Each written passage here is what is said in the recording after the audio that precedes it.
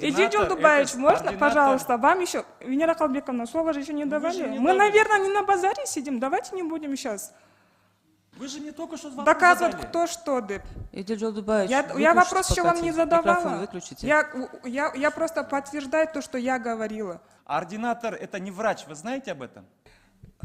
Вы знаете, что это студент Эдиль еще? Жолдубаевич, мен тура түшүнөт Это Туп студент. тура айтып атасыз, это студент. Он еще не получил врачебную Туп тура айтып специальность и атасыз, это подтверждение на студент. профессию. Бирок сиз уксаңыз мени кыйкырбайм. Бирок ошол эле студент азыр ординатор болуп кийин деген бизге врач болуп келеби? Жо азыр студенттердин баарын тең частный клиникага же болбосо чет өлкөгө кетирип коюп каяктан биз врач табабыз? Биякта сиз сүйлөп атсаңыз, Эдил Жолдубаевич кечирип коюңуз. Сиз күлүп атасыз. Бизге элдер кайрылып атат, муну токтоткула десечи. Жо сиз күлүп атасыз. Берге күлгөнү келдиңизби? Мындай кичине бири-бирибизди уважать этеличи. Кайсы кыз? Эдил Жолдубаевичте тыгыздын аты бар. Тетигил эркек дагы монтип атат мага, эркек башы менен аял киши деп айтышып атат тетиги киши деп. Мен я себе такое не позволяю. Алдагы кыз кагып силкип атат депчи. Мен просто жанатан бери мындай угуп отуруп, мындай калыстык сөз. Эми мен айтып атам. Эдил Жолдубаевич, сизге эч ким сөз берген жок. Мен угуп туруңузчу. Силерден сураныч, биздин айтып аткан сөздөрдүн баарын кабыл алыңыздар, эл айтып атат деп кабыл алыңыздар. Анан эмоция калтырбай, Жашнакай жооп бериңиз, Эдил Жолдубаевич. Бул биринчи эле жол эмес. Парламенттен кечирим сурагансыз. Жашнакай өзүңүздү токтотуп, Жашнакай мындай ирети менен суроолорго жооп бериңиз. Канча сом зарплата алышат врачтар колуна? Мен жооп берейинби? Аида Исатбековна, биз айттык, өтө аз алышат деп. Жок, ошо өтө аз болгондо айтсаңыз, суммарына канча сом алышат? Мына менде колумда турган справка боюнча 22 000 сом. Туура айтып атасыз, 20 000 сом, 20 миңден 30 миңге чейин алышат да. Бул дагы ошо стажына карата. Мени текшерип атасызбы? 22 Мен сизди текшерген жок, мен сизге суроо берип атам. Так. Улантып берейин? Жок, түшүнүп атам. Сизде справка бар, менде бар, бирок ошо эл угуп атат да, биз эл үчүн айтып койсоңуз, ошо ординаторлордун айлык акысы бүгүнкү күндө канча сом? Кайсы райондо, кайсы клиникада ар бир ординатор Иссык-Кульская область, айтып атам, Каракол шаарынын врачтары, ординаторлору кайрылып атат. Именно Каракол больницанын кайсы ординатору канча зарплатасы алат, бул справкасын Аида Исатбековна берип койгула. Мен айтып атам сизге, өтө аз. Мага берип кереги жок байке, мен билемин буну канча экенин. Я просто хочу, чтобы вы озвучили, сколько это. Я тогда озвучу, если сиз билбесеңиз, Эдил Жолдубаевич билип алыңыз, я озвучу. Можно я договорю, пожалуйста? Эдил Жолдубаевич, я же говорю. Кичине өзүңүздү кармаңыз, тартипти кармайлы баарыбыз бири-бирибизге. Бүгүнкү күндө ординаторлор 5 миңден 7 миң сомго чейин алат экен. Эң көп алганды 9 миң сом экен да. Мен бул эмне себептен бул маселени көтөрүп атам? Мына айтып атасыз, нехватка кадров деп. Ординатор на сегодняшний день получает от 5 до 9 тысяч сом. Они в поисках работы, они в поисках, как быстрее уехать за границу. Как мы будем этот вопрос решать? Где есть потенциал? У нас 5000 сомов на руки не получает. Аида Исатбековна, не вводите людей, общественность в заблуждение. Никто у нас 5000 сомов не получает. Эдил Жолдубаевич, сизге сөз берилек. Базовый ставка 7040 сом, базовый ставка. А со всеми учетами, удержаниями айтпайсың, 5 миң сом алып атат да, эмне эле? Ооба, 5 миң сом алат. Анан эмне анан жок деп атасыңар азыр анан? Мени калпы чыгылып атасың. Аида Исатбековна, сизге сөз. Рахмат, Венера Калбековна. Азыр Айбек Турталиевич аба жакшы суроолорду көтөрүп атасыз да, ошол эле айлык маянасы, ошо кадрлардын жетишсиздиги тууралуу да. Анан Эдил Жолдубаевич менде суроо болуп атат да мындай. Мынакей азыр мага Каракол шаарындагы областной больницанын врачтары кайрылып атат да. Айлык акысы жөнүндөчү. Өзүңүз билесиз да, бүгүнкү күндө врачтар канча сом зарплата алат экен? Эдил Жолдубаевич.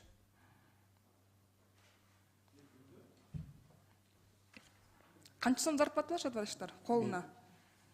Мен жооп берейинби? Аида Исатбековна, биз айттык, өтө аз алышат деп. Жок, ошо өтө аз болгондо айтсаңыз, суммарына канча сом алышат? Мына менде колумда турган справка боюнча 22 000 сом. Туура айтып атасыз, 20 миң сом, 20 миңден 30 миңге чейин алышат да. Бул дагы ошо стажына карата. Мени текшерип атасызбы? Мен сизди текшерген жок, мен сизге суроо берип атам. Так. Улантып берейин?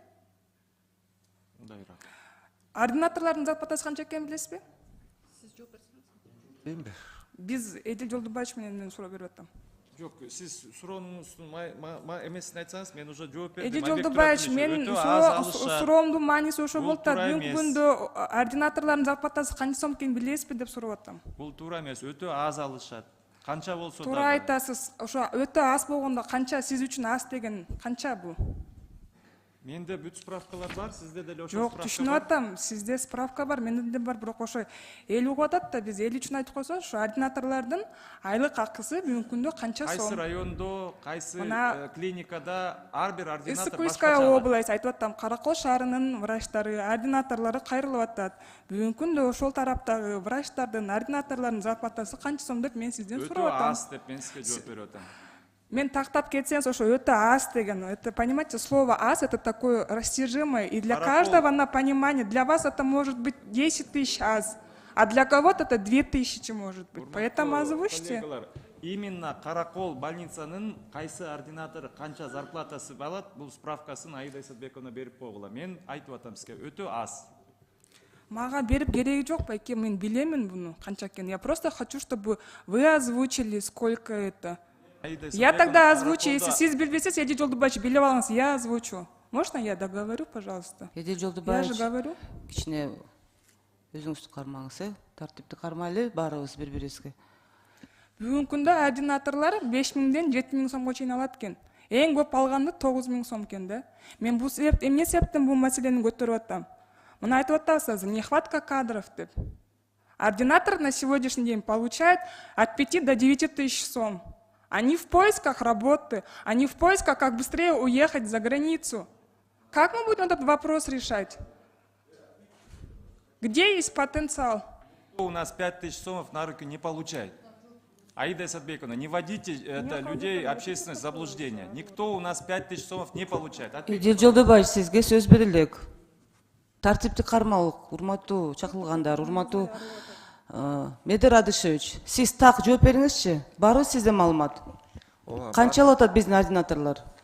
Базовый ставка 7040 сом, базовый ставка. А со всеми учетами, удержаниями айтпайсыңар, эми 5000 сом алып атат да эмне эле? Ооба, 5000 сом алат. Анан эмне анан жок деп атасыңар азыр анан? Жок, мен жок Менин деген- калпы чыгылып атасыңар. Жок, мен жок деген жокмун. Мен базовый ставканы айтып атам, 7040 сом, ошо удерживать. Базовая ставка. Эдил Жолдубаевич, да, уксаңыз мен сизге сурап атам. На руки сколько получает тогда? Кыргызча, орусча айтайынчы анда. Я сказала, на руки получать на сегодняшний день от 5 до 9 тысяч сом.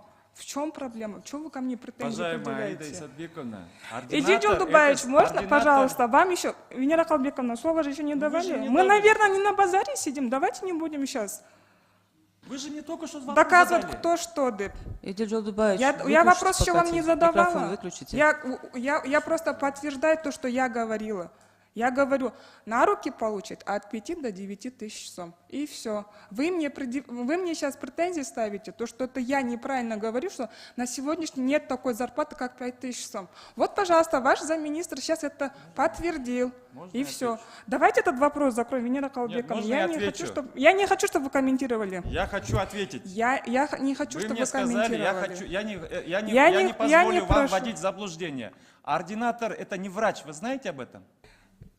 Вы знаете, что это студент Эдил еще? Жолдубаевич, мен туура түшүнүп атам. Это Туп туура студент. айтып атасыз, это студент. Он еще не получил врачебную Туп туура айтып специальность атасыз, и это подтверждение на студент. профессию. Бирок сиз уксаңыз мени кыйкырбайм.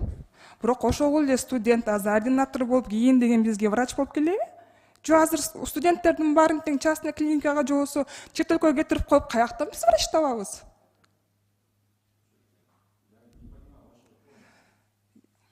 Мен тактоо иретинде да Медер Адышевич айтыңызчы, ординаторлор азыр иштеп атышат да, туурабы? Алар ошо келип окуусун да өтүп атат, параллельно ишин да алып барып атат. Ошондо алардын айлык маянасы 5000 сомбу? Так айтып бериңизчи. Так айтып берейин мен.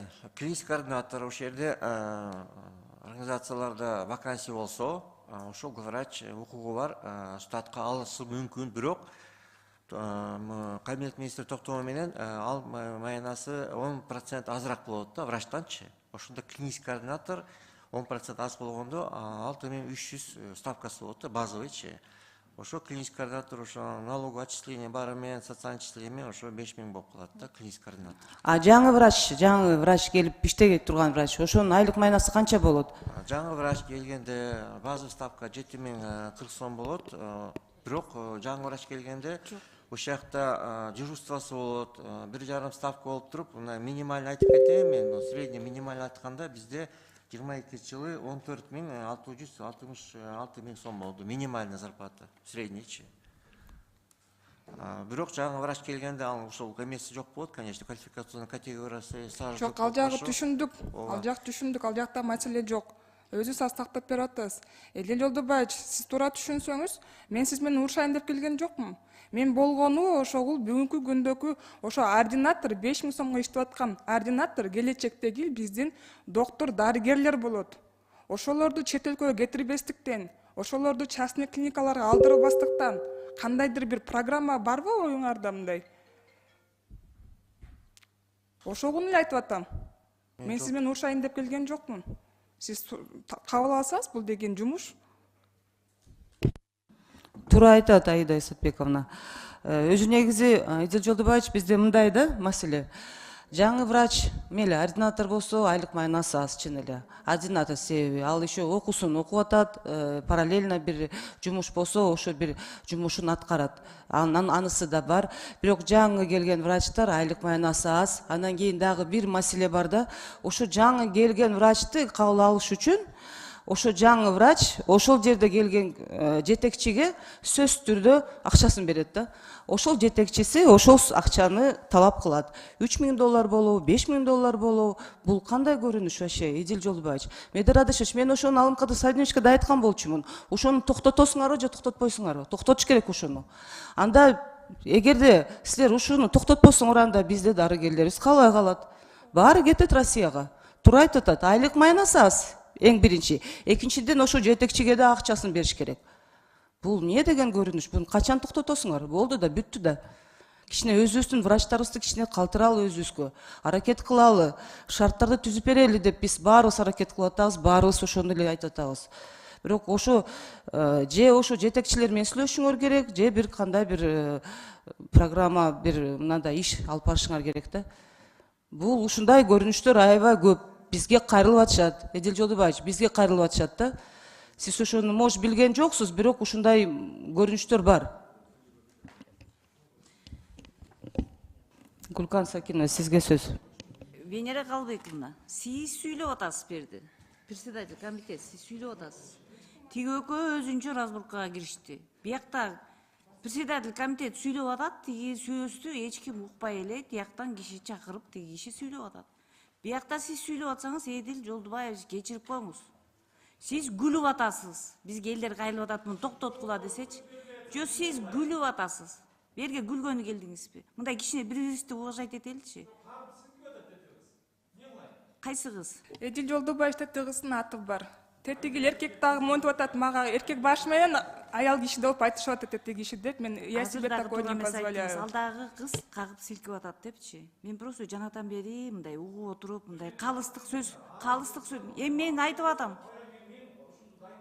Эдил Жолдубаевич, сизге эч ким сөз берген жок, мен угуп туруңузчу.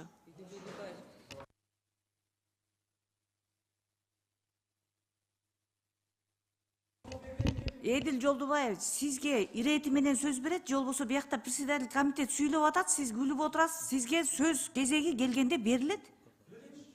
Берилет да азырчы. Анан азыр сизге сөз сурай турган сөз болбосо деле сизге анда микрофонду күйгүзүңүз да сүйлөй бериңизчи, анда айтыпчы. Жок, анда сиз айтып атпайсыз, мага сөз бербесеңер эмне чакырдыңар депчи. Төрайым айтып атканда сиз күлүп аттыңыз. Мен ошон үчүн чыдай албай, сиз менен сүйлөшүп, бу жерде күлкүлүү сөз айтылып аткан жок. Элдин көйгөйү. Эдил Жолдубаевич, сиз биринчиден бул жерде депутаттар айтып атканда бизди могу кыз айтып атат деп ойлобойчу. Элдин көйгөйү, эл айтып атат деп түшүнүңүзчү.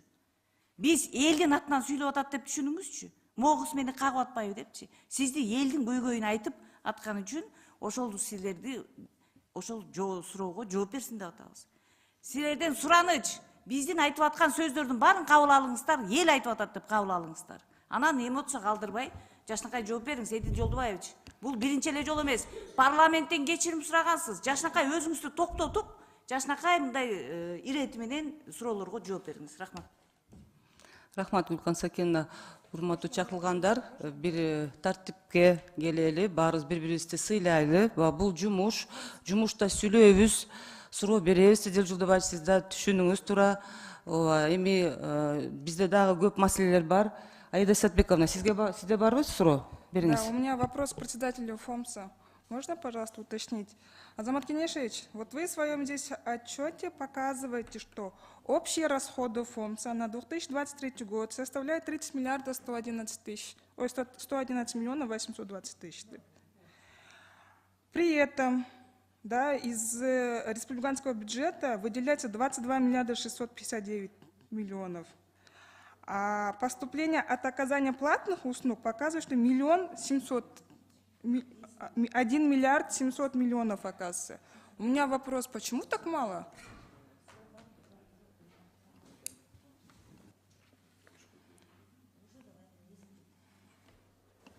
Аида Сатбековна, это средства сооплаты из специальных средств. То есть, Нет, вот вы тут указываете, что поступление от оказания платных услуг,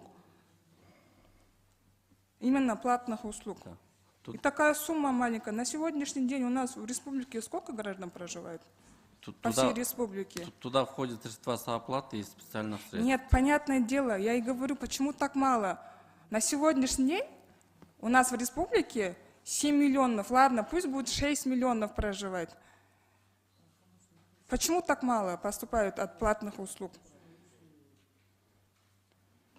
Они взимают сооплату по прейскуранту, и спецсчет тоже утверждается антимонопольным Азамат Кенешевич, я комитетом. не думаю, что это у вас сооплата и всякое прочее, да, это всем очевидно, что на сегодняшний день это основная причина, это слабая материально-техническая база учреждений здравоохранения, это первое. У меня просто вопрос такой к вам, как председателю фонда. Вообще вы намереваетесь рассматривать увеличение поступления от платных услуг?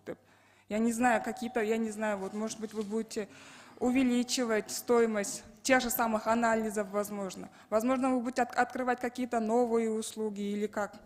Вообще есть у вас в планах намерения? Да, вы совершенно правы. Мы в первую очередь сейчас укрепляем инфраструктуру, то есть закупаем оборудование, медоборудование. Без них как бы о поступлении говорить тоже.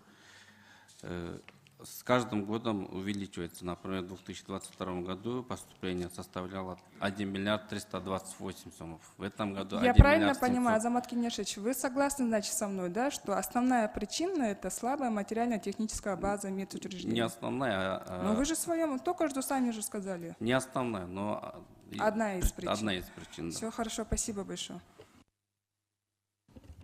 Гүлкан Сакеновна, сизге сөз. Аида Калбековна, кыскартып туруп азыр добушка өтөлчү болбосо ушул жерден баятан бери чыгып аткан маселенин баардыгын ФОМустун жетекчиси мурда кайда иштедиңиз эле сизчи буга чейин. Сиздин жооп берип аткан жообуңузга байланыштуу ушул бат эле кабыл турган мыйзам долбоору узакка созулуп кетти да. Сиз так жооп бере албай өзүңүзгө мындай ишенбегендей болуп жооп берип атасыз да.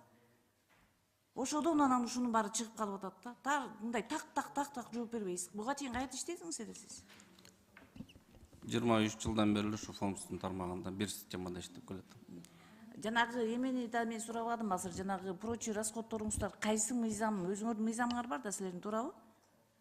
Ошо прочий расходторлор кайсы мыйзам мени боюнча аласыңар? Ошо мыйзамды айтсаңыз. Сиз ар бир жоопко элечи мындай жооп бергендей болуп атасыз дагы. Милдеттүү медициналык камсыздандыруу фондунун мыйзамы менен иштейбиз. Анын ичинде өзүнчө дагы бир прочийлердин мыйзамы бар. Айтсаңыз ошону. Башка мыйзам жок, болгон ушул мыйзам менен иштейбиз. Карап туруп, сиз аны да билбей атасыз да. Азыр эми дагы бул узарып баштайт азырчы. Сиз карап туруп, анан кийин тактап туруп мага жооп берип койсоңуз.